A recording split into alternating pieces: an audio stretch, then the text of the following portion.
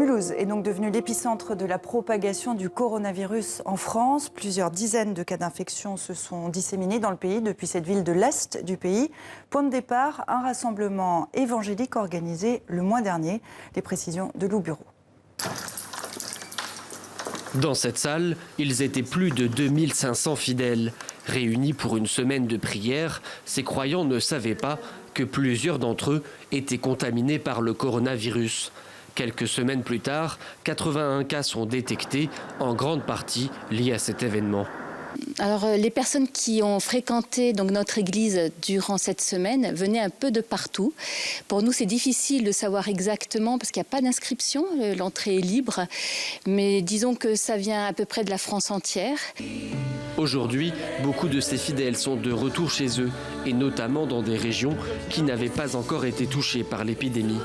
Pour Patrick Vogt, l'un des premiers médecins à avoir donné l'alerte, le nombre de contaminés serait bien plus élevé que le chiffre donné par les autorités.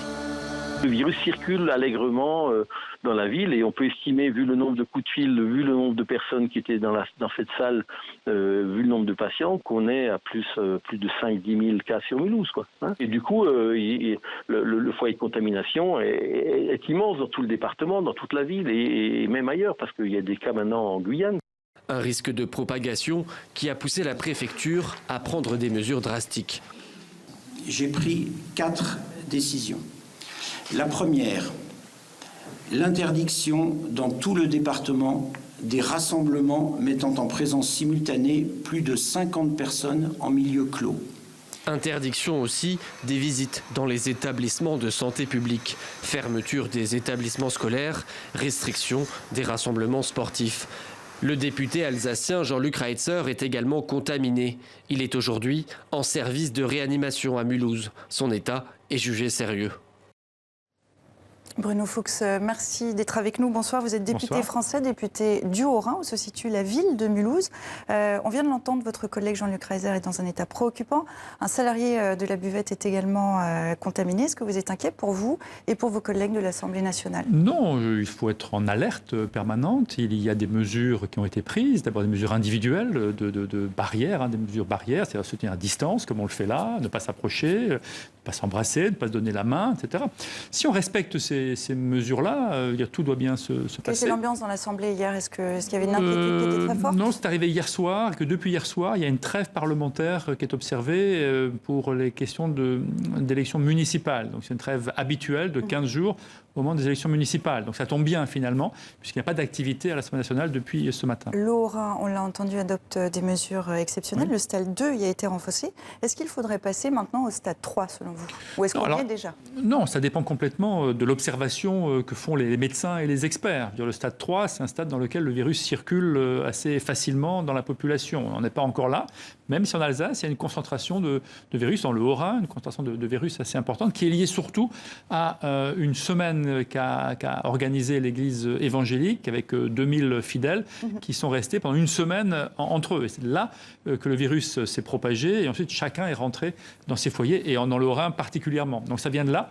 Je pense que ce n'est pas le cas encore. Je pense qu'une des clés, au-delà des mesures de prévention qui sont prises, une des clés, c'est que chaque citoyen, individuellement, sache exactement quel geste faire et ne pas faire pour ne pas soit inoculer le virus, soit le réceptionner. Alors ces messages sont répétés si vous êtes à Paris dans le métro, dans les médias, etc.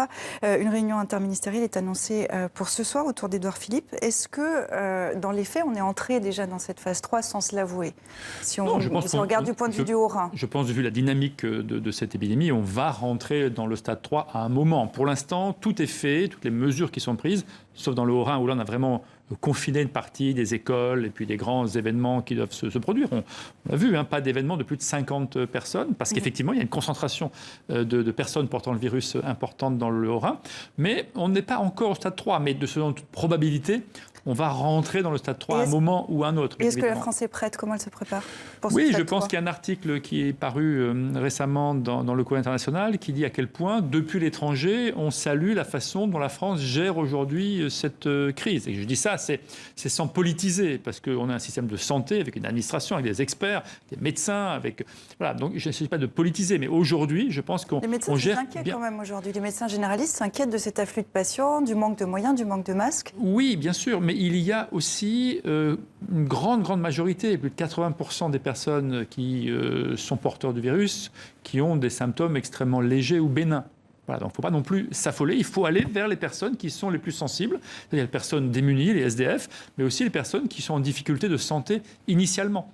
Et donc c'est vers ces personnes-là qu'il faut aller particulièrement porter l'attention. Un dernier point pour conclure rapidement. Premier tour des municipales le week-end prochain. Est-ce qu'il faut annuler les élections selon vous ? À ce stade-là, non. Je ne pense pas pourquoi il faudrait annuler. Parce que quand vous allez dans un supermarché, vous faites la queue, par exemple, à la caisse, il y a beaucoup plus de risques de propagation que dans une mairie si on prend les précautions suffisantes, justement. Bruno Fuchs, merci d'avoir été l'invité de 64 minutes.